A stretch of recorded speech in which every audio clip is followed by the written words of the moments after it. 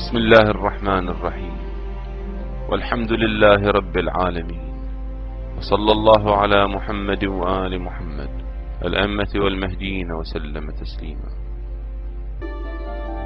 أفيقوا يا أيام، أفيقوا يا موتى، أفيقوا يا أيام، أفيقوا يا موتى.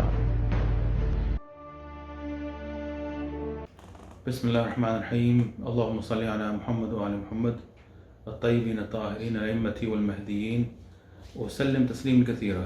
السلام علیکم ورحمۃ اللہ وبرکاتہ.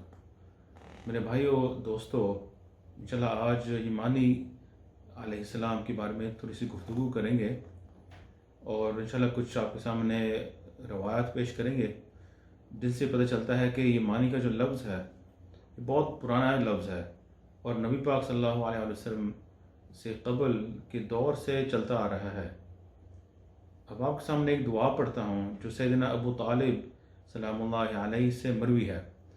سیدنا ابو طالب سلام اللہ علیہ نے کعبہ شریف کے پاس ایک دفعہ جا کے دعا کی تھی، اللہم رب هذه الكعبہ الیمانیہ والارض المدحیہ والجبال المرسیہ. اس کا مطلب ہے اے اللہ اس ایمانی کعبہ کے رب اور بچھی ہوئی زمین کے رب اور گاڑے ہوئے پہاڑیوں کے رب. اس طرح کر کے سیدنا ابو طالب سلام اللہ علیہ نے دعا کی تھی. اب یہ بات قابل غور ہے کہ یہ دعا کہاں سے آئی ہے. یمانی کا جو لفظ ہے وہ کعبہ شریف کے ساتھ کس طرح اس کا تعلق بنا ہے. تھوڑا سا آگے پڑھتے ہیں اور یہ بھی جو اب پڑھنے لگے ہیں یہ بھی بحار الانوار میں موجود ہے اور جو پہلے ہی گزری ہوئی ایک دعا تھی وہ بھی بحار الانوار میں ملتی ہے جلد نمبر 15 میں. اچھا، آگے حکمہ یمانیہ کا ذکر آ رہا ہے، وہ بھی بحار الانوار کے مقدمہ میں. نبی پاک صلی اللہ علیہ وسلم سے مروی ہے کہ انہوں نے فرمایا الایمان ایمان والحکمہ یمانیہ، الایمان ایمان والحکمہ یمانیہ. اور یہ بھی مروی ہے الایمان ایمانی والحکمہ ایمانیہ، یعنی ایمان جو ہے وہ یمنی ہے اور حکمت بھی یمنی ہے. اور یہ الکافی میں موجود ہے جلد نمبر 8 میں. آگے ایک اور حدیث میں مروی ہے جس میں نبی پاک صلی اللہ علیہ وسلم نے فرمایا ان خیر الرجال اہل الیمن والایمان یمان وانا یمانی. ان خیر الرجال اہل الیمن والایمان ایمان وانا یمانی، کہ سب سے بہتر مرد یمن کے لوگ ہیں اور ایمان بھی یمنی ہے اور میں ایمانی ہوں.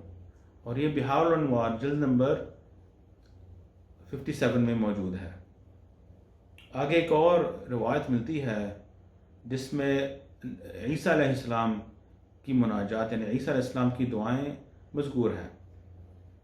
اور روایت اس طرح ہے کہ نبی پاک صلی اللہ علیہ وسلم کے بارے میں ایک صفت روایت میں ملتی ہے کہ اللہ سبحانہ وتعالیٰ نے فرمایا عیسیٰ سے یا عیسیٰ دینہ الحنفیہ وقبلتہ الیمانیہ وہو من حزبی وانا معہ، کہ اے عیسیٰ وہ یعنی محمد صلی اللہ علیہ وسلم اس کا دین حنیفیہ ہے، اس کا دین حنیفیہ ہے اور اس کا قبلہ یمانی ہے اور وہ میرے گروہ سے ہے اور میں اس کے ساتھ ہوں.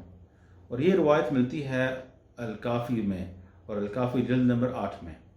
اور اسی طرح یہی روایات غیبۃ النعمانی میں بھی ملتی ہے. تو بھائی دوستو، اس سے پتہ چلتا ہے کہ یمانی کا جو لفظ ہے یہ بہت پرانا لفظ ہے اور اسلام سے پہلے بلکہ سیدنا ابو طالب سے پہلے بلکہ عیسیٰ علیہ السلام کے زمانے سے یہ لفظ چلتا آ رہا ہے. اب کیا اس لفظ کے لیے کچھ اور بھی روایت ملتی ہے؟ کیا عہد قدیم میں ملتا ہے یہ لفظ؟ کیا عہد جدید میں بھی ہے؟ آگے ذرا دیکھتے ہیں.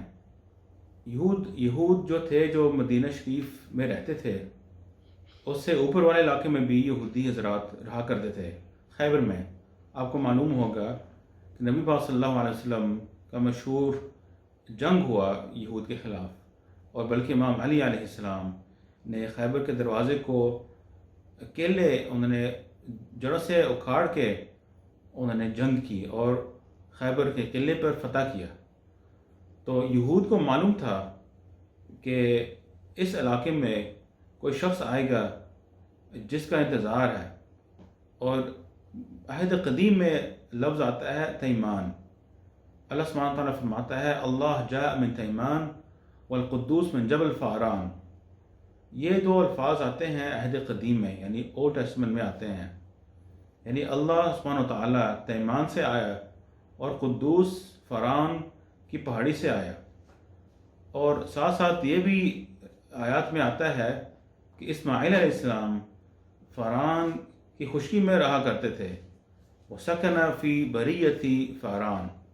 تو تیمان کا جو لفظ ہے وہ پرانے زمانے میں یمن پہ اس کا اطلاق ہوتا تھا، یمن پہ بولا جاتا تھا. یعنی یمن اور تیمان ایک ہی علاقہ تھا.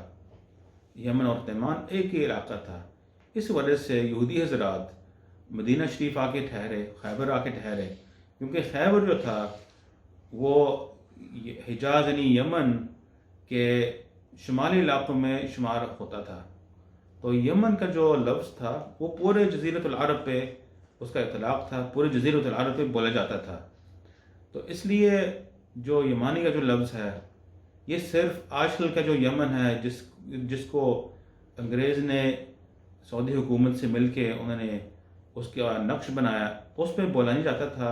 اور نہ ہی یمن کی حقیقت وہ ہے. یمن کی جو حقیقت ہے وہ جزیرۃ العرب ہے. اور اس لیے نبی پاک صلی اللہ علیہ وسلم نے جو فرمایا کہ میں یمانی ہوں، ایمان یمانی ہے، اور یہ کہ کعبہ یمانی ہے، اس سے پتہ چلتا ہے جو بھی شخص نبی پاک صلی اللہ علیہ وسلم کی نسل سے ہوگا، ان کے اہل بیت سے ہوگا، اس کو بھی یمانی کہتے ہیں. اسی طرح سیدہ فاطمہ سلام اللہ علیہ، امام علی علیہ السلام، اور نبی پاک نسل جو 12 امام ہیں اور 12 مہدین ہیں، وہ بھی سارے کے سارے یمانی حضرات ہیں.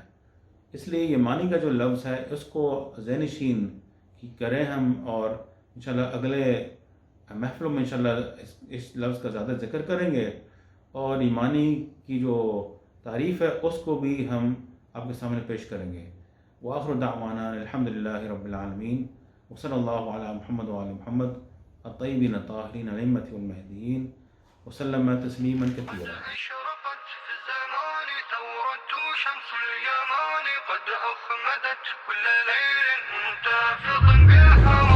قد أشرقت في الزمان ثورة شمس اليمان، قد أخمدت كل ليل منتفض بالهوان.